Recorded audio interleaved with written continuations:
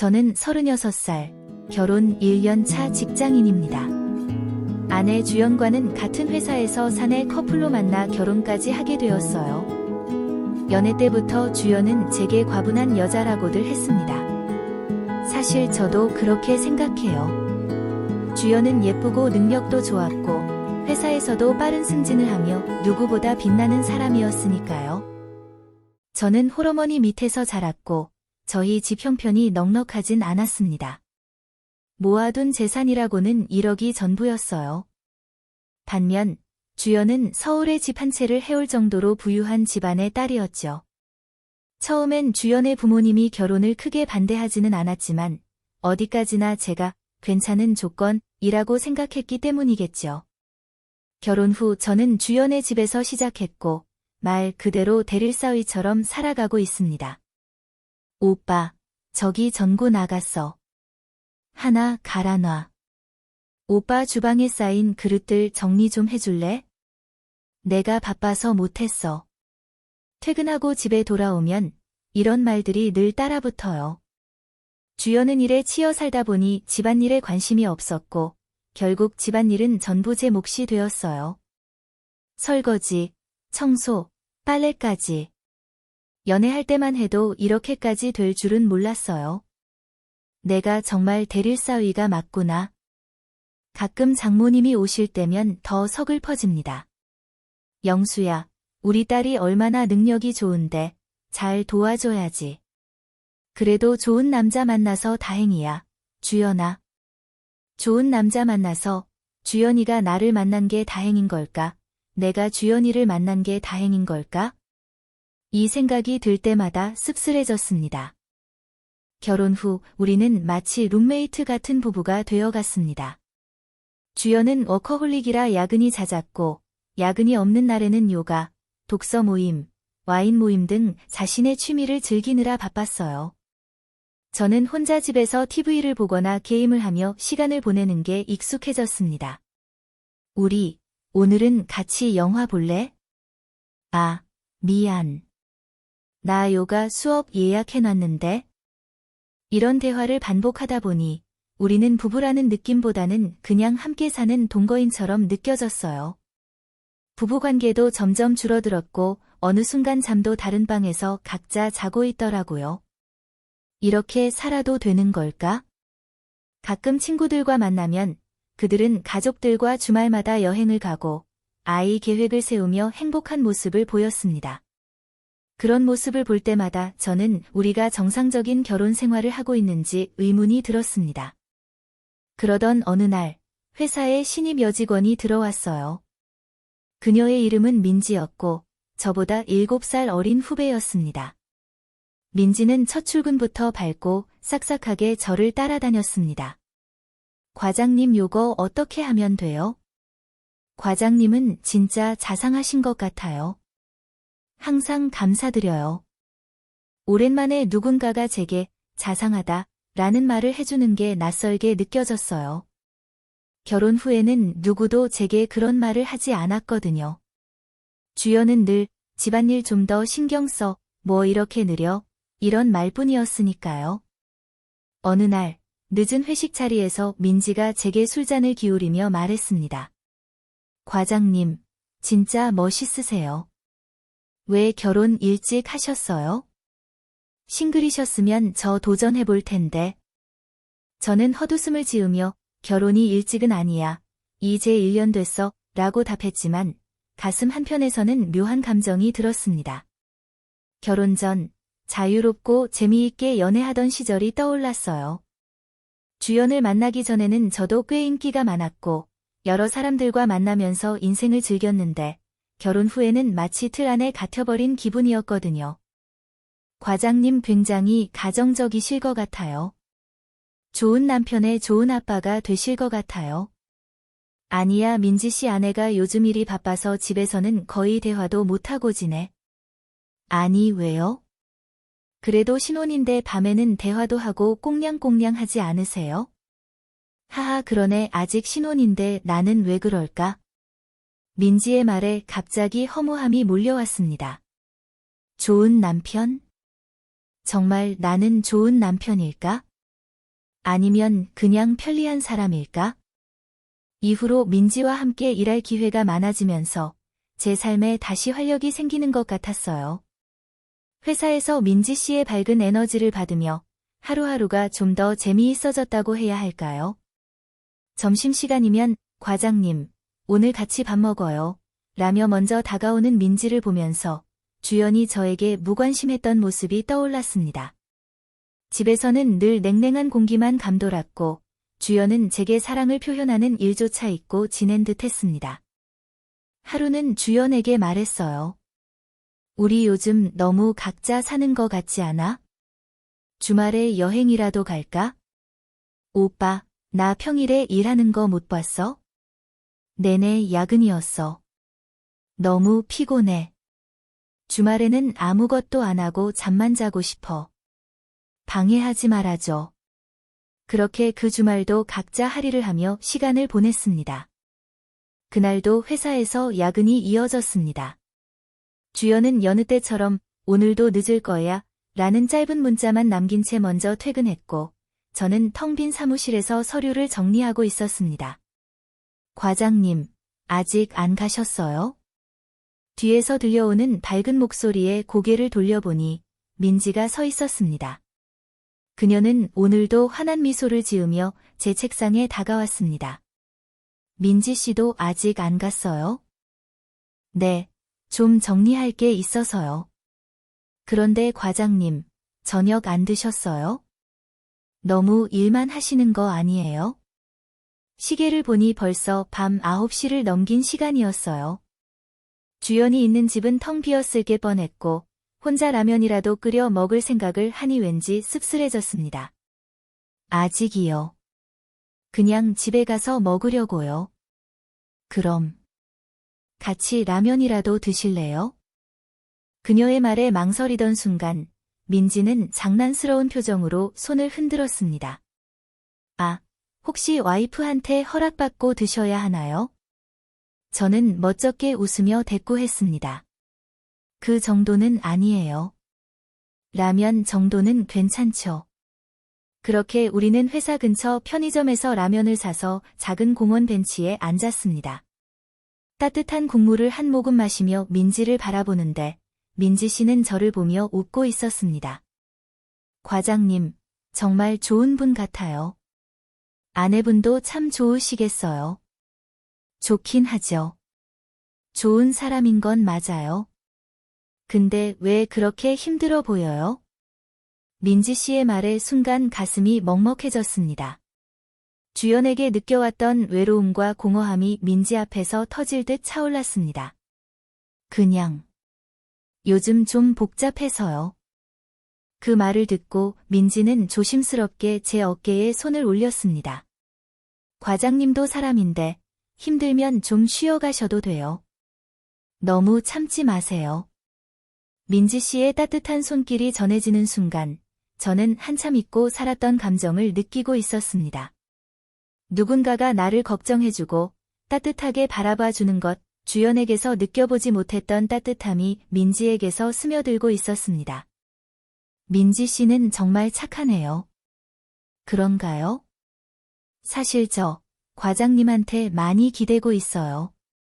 민지 씨의 눈을 보자 모든 감정이 혼란스럽게 뒤섞였습니다. 민지 씨. 그러지 말아요. 저 결혼했어요. 민지는 쓴웃음을 지으며 고개를 끄덕였습니다. 알아요. 저도 이런 기분 참 혼란스럽네요. 우리는 한동안 말없이 서로를 바라봤습니다. 더 이상 나아가면 안 된다는 걸 알면서도 저는 민지의 눈빛에서 벗어날 수가 없었습니다. 그날 이후 민지를 볼 때마다 마음 한구석이 흔들리기 시작했습니다. 그녀의 작은 행동 하나에도 가슴이 두근거렸고 퇴근 후 집으로 가는 길이 점점 지루해졌습니다. 그날 이후로 민지와의 관계는 더욱 가까워졌습니다. 서로를 의식하지 않으려 노력했지만 하루가 다르게 커지는 감정은 숨길 수 없었습니다. 과장님, 점심 같이 드실래요? 민지는 자연스럽게 제 곁에 머물렀고 저도 어느새 그녀를 거절하지 못하고 있었습니다. 아내 주연과는 달리 민지는 제 말에 귀 기울여 주었고 작은 농담에도 크게 웃어줬습니다. 어느 날 회사에서 중요한 프로젝트를 맡게 되었고 저는 민지와 밤늦게까지 업무를 하게 되었습니다. 이거만 정리하면 되겠어요. 과장님, 진짜 수고 많으셨어요. 문서 더미 속에서 피곤함을 참으며 커피를 마시던 제게 민지는 환하게 웃으며 커피를 건넸습니다. 과장님 덕분에 많이 배웠어요. 이런 상사가 있어서 저는 진짜 운이 좋은 것 같아요. 그녀의 그 말에 심장이 철렁 내려앉았습니다. 주연은 결혼 후 단 한 번도 제 노력을 인정해 준 적이 없었습니다. 집에서는 당연한 듯 가사 일을 도맡아야 했고 회사에서는 남편으로서 체면을 지켜야 했죠. 내가 정말 운이 좋은 걸까? 문득 결혼 전에 자유롭고 활기찼던 제 모습이 떠올랐습니다. 그날 이후로 민지는 저에게 더 적극적으로 다가오기 시작했습니다. 회사 회식이 끝난 후 늦은 시간까지 남아있던 저에게 문자가 왔습니다. 민지, 과장님, 오늘 피곤하셨죠? 근처에 맛있는 차 파는 곳 있는데 가볼래요? 순간 망설였습니다. 이건 아니야, 라고 스스로 다짐했지만 외로운 집으로 돌아가고 싶지 않았습니다. 그래요. 근처 어디죠?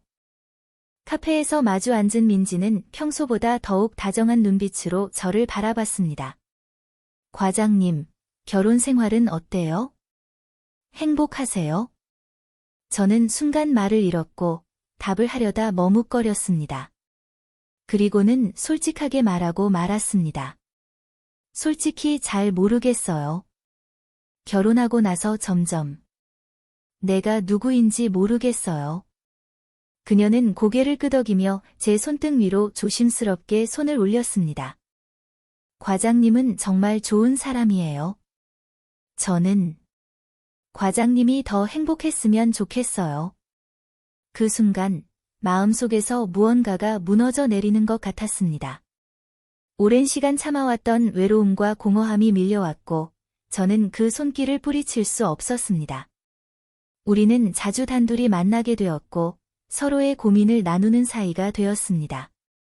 하루는 회사에서 함께 퇴근하던 중 민지가 조심스럽게 말했습니다. 과장님, 집에 가기 싫어요. 그냥 조금 더 같이 있고 싶어요. 민지의 눈빛은 간절했고 저도 그녀를 바라보며 잠시 망설였습니다. 주연과의 식어버린 관계, 서로 다른 생활. 그리고 민지의 따뜻한 관심. 그 순간 머릿속에서는 수많은 생각이 교차했습니다. 이대로 나아가면 안 된다는 걸 알면서도 나도 모르게 민지의 손을 잡고 있었습니다. 민지 씨. 우리 이러면 안 되는 거 알죠? 민지는 잠시 침묵하더니 조용히 웃으며 말했습니다. 네, 알아요. 그런데 저는 과장님이 행복했으면 좋겠어요. 민지와 나는 감정을 주체하지 못한 채 가까운 모텔로 향했고 결국 서로에게 깊이 빠져들고 말았습니다. 그날 이후 우리는 더욱 조심스럽게 서로를 대했지만 감정의 선을 넘는 것은 시간 문제였습니다. 민지와의 만남이 늘어날수록 저는 집에 돌아가는 시간이 늦어졌고 주연과의 대화는 점점 줄어들었습니다. 주연은 알아차린 걸까요? 어느 날 퇴근 후 집에 들어가니 주연이 차가운 눈빛으로 저를 바라보며 말했습니다. 오빠, 요즘 왜 이렇게 늦어? 나보다 더 늦게 들어오다니? 오빠도 워커홀릭이라도 된 거야? 저는 애써 아무렇지 않은 척하며 대답했습니다. 요즘 새로 맡은 프로젝트가 있어서. 회사에서 일하다 보면 시간이 훌쩍 가버려. 하지만 주연의 눈빛은 의심으로 가득 차 있었습니다. 오빠네 팀에 이번에 새로운 신입 직원 말이야. 저는 깜짝 놀랐지만 태연하게 대답했습니다. 아, 민지 씨? 대학교 졸업하고 바로 취직했는데 일도 잘하고 싹싹하더라. 그 민지 씨 사내에서도 일 잘한다고 소문이 자자하더라. 오빠가 잘 가르쳤나 보네. 하하, 그런가? 나 씻고 나올게. 피곤하다. 오늘은 바로 자야겠어. 그래, 알았어. 나도 하던 거 마무리해야겠다. 민지와의 관계가 깊어질수록 저는 스스로를 합리화하려 했습니다. 주연은 나에게 관심도 없잖아. 난 그저 사랑받고 싶은 거야. 그러나 마음 한편에서는 불안감이 커져만 갔습니다. 어느 날 민지와 함께 있는 모습을 회사 동료에게 들키고 말았습니다.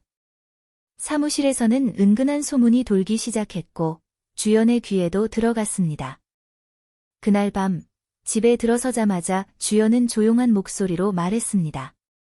다 들었어. 오빠가 직접 설명해봐. 저는 아무 말도 할 수 없었습니다. 주연이가 저렇게 낮은 톤으로 말을 하면 화가 났다는 소리고 내가 할 수 있는 말은 미안하다는 말뿐이었습니다. 주연은 뜻밖에도 나를 용서하겠다고 했어요. 그러고는 단호한 목소리로 말했어요. 누구나 한 번쯤 실수할 수 있어. 부모님들에게도 비밀로 할 테니까 민지랑 확실히 정리해. 나는 아무 말도 하지 못하고 고개만 끄덕였어요.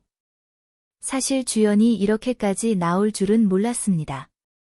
화를 내고 소리치며 이혼을 요구할 거라고 생각했는데 아내는 오히려 냉정하게 나를 다그쳤습니다. 대체 오빠가 뭐가 부족해서 그딴 신입 여자애를 만나? 오빠 바보야? 아내의 비웃음 섞인 말에 가슴이 철렁 내려앉았지만 변명조차 할 수 없었습니다. 나는 알겠어 라는 짧은 대답만 남기고 방으로 들어왔어요. 침대에 누워 한숨을 쉬는 순간 핸드폰 진동이 울렸습니다. 민지였습니다. 과장님, 저 때문에 많이 곤란해졌죠? 미안해요. 아내분한테 많이 혼났어요? 짧은 문자를 읽으며 가슴이 아려왔어요. 민지는 이어서 조심스럽게 말했습니다. 너무 힘들면 저한테 와요. 나는 잠시 폰을 바라보다가 아무 답장도 하지 못했습니다. 다음 날 회사에서는 불편한 시선이 느껴졌습니다. 나와 민지 사이에 소문이 퍼진 듯 사무실 안은 묘한 기류가 흘렀습니다. 나는 일부러 그녀를 피했고 민지도 아무렇지 않은 척했지만 우린 더 이상 예전처럼 대화할 수 없었습니다. 그렇게 시간이 흘러갔고 주연은 아무 일 없었다는 듯 평소처럼 나를 대했습니다. 나 역시 아내의 태도에 맞춰 조용히 지냈습니다. 하지만 민지의 존재는 머릿속을 떠나지 않았습니다. 출근길, 퇴근길, 야근할 때마다 민지에게 메시지를 보내고 싶었지만 주연과의 약속이 떠올라 망설이기만 했습니다. 그렇게 일주일이 지나고 회사 게시판에 새로운 공지가 붙었습니다. 사원 송민지, 인사 조치로 인한 해고 통보. 나는 순간 멍해졌어요. 사람들의 시선이 나를 향하는 것이 느껴졌지만 나는 곧장 민지의 자리를 확인했습니다. 민지의 책상은 이미 치워져 있었고 민지의 모습은 보이지 않았습니다. 분노가 치밀어 오른 나는 퇴근 후 곧장 집으로 향했습니다. 주연은 여느 때처럼 소파에 앉아 태연하게 잡지를 넘기고 있었습니다. 나는 거침없이 물었습니다. 당신이 민지 씨를 자른 거야? 주연은 아무렇지도 않게 고개를 끄덕이며 코웃음을 쳤습니다. 그래. 왜? 헤어지고 평소처럼 살기로 했다며? 근데 왜 그렇게 사람이 아쉬워? 애초에 우리 집 개처럼 살기로 했으면 개처럼 살았어야지. 나는 아내의 말에 충격을 받았습니다. 주연아, 그래도 사람이잖아. 민지 씨도 자기 인생이 있는데 내가 무슨 권리로 그렇게 망쳐? 주연은 날카로운 눈빛을 하며 비웃었어요. 주제도 모르고 주인을 물었으니까 혼나야지. 내가 정말 소문만 듣고 그러는 거 같아? 오빠 그년이랑 만나고 있다는 걸 내가 정말 몰랐을 거라고 생각해? 아내는 태연한 얼굴로 덧붙였습니다. 오빠도 회사에서 불륜남으로 소문나서 잘리고 싶지 않으면 조용히 우리 집 때릴 사위로 살아. 알겠어? 나는 주먹을 불끈 쥐었지만 아무 말도 할 수 없었습니다. 주연의 차가운 시선이 마치 나를 조롱하는 듯 했습니다. 나는 이제 무엇을 해야 할까? 모든 걸 감당하고 주연 곁에 남아야 할까? 아니면 민지를 찾아가야 할까? 가슴 속에서는 수많은 감정들이 뒤엉켰습니다. 민지가 해고된 이후 저는 조용히 대릴사 위로 살아가고 있었습니다. 민지를 잃은 상실감은 컸지만 주연의 차가운 시선과 날카로운 말들에 저항할 힘조차 없었습니다. 이제 그냥 조용히 살아. 더 이상 어리석은 짓 하지 말고. 주연은 저를 훈계하듯 말했고 저는 무력하게 수긍했습니다. 어느새 주연의 집에서 살아가는 세입자 같은 기분이 들었지만 도망칠 방법은 없었습니다. 그러던 어느 날 회사 로비에서 들려온 수군거림이 제 귀를 사로잡았습니다. 들었어? 인사과 차장님, 요즘 분위기 안 좋던데. 왜? 뭐 문제 있어? 몰랐어? 차장님이 주연 대리랑 오래된 사이라던데. 인꼬 부부라더니 회사가 아주 불륜 파티 현장이네. 순간 심장이 철렁 내려앉았습니다. 저는 온몸이 굳은 채 대화의 내용을 하나도 놓치지 않으려 집중했습니다. 주연과 인사과 차장? 조용히 뒷조사를 하기 시작했습니다. 회사 시스템을 통해 주연의 메일을 우연히 확인하게 되었고 거기엔 인사과 차장과 주고받은 수많은 사적인 메시지가 있었습니다. 오늘 저녁도 우리 아지트에서 만나요. 보고 싶어요. 그날 신입 처리하느라고 나 진짜 힘들었어. 나한테 정말 잘해야 돼. 이따 만나. 메일을 보며 손이 떨렸습니다. 분노가 머리끝까지 차올랐고 숨이 가빠졌습니다. 결혼 전부터 오랜 시간. 아내는 나를 철저히 속이고 있었던 겁니다. 그날 저녁 주연이 퇴근하고 돌아오자마자 저는 주연에게 메일을 보여주며 소리쳤습니다. 이게 뭐야? 대체 언제부터였어? 주연은 순간 당황한 기색이었지만 이내 담담한 얼굴로 소파에 앉아 말했습니다. 그래. 오빠도 알게 됐구나. 그래? 이게 다야? 변명도 없어? 주연은 한숨을 쉬며 머리를 넘겼습니다. 주연의 태도에 어이가 없던 저는 말했습니다. 이혼해. 당장. 그러자 주연은 코웃음을 치며 고개를 저었습니다. 이혼은 안 돼. 우리 서로 피장파장 아니야? 뭐? 오빠도 바람 피웠잖아. 그 민지인가 뭔가? 결국 오빠도 잘못했어. 그러니까 우린 그냥 쇼윈도 부부로 살면 돼. 회사 소문이라는 것도 다 시간 지나면 잊혀지게 되어 있어. 주연의 뻔뻔한 태도에 저는 치가 떨렸습니다. 너 미쳤어? 대체 무슨 생각으로 사는 거야? 오빠, 현실적으로 생각해. 이혼하면 오빤 나가야 해. 우리 집에서, 회사에서도. 주연은 저를 내려다보며 말했습니다. 내가 지금 이렇게 조용히 넘어가주는 것도 다 오빠를 위해서야. 서로 깨끗하게 정리하고 그냥 살자. 아님 오빠도 민지랑 다시 만나던지. 저는 아내의 말을 듣고 치밀어 오르는 분노를 억누를 수 없었습니다. 주연이는 단 한 번도 나를 사랑했던 적이 없었던 걸까?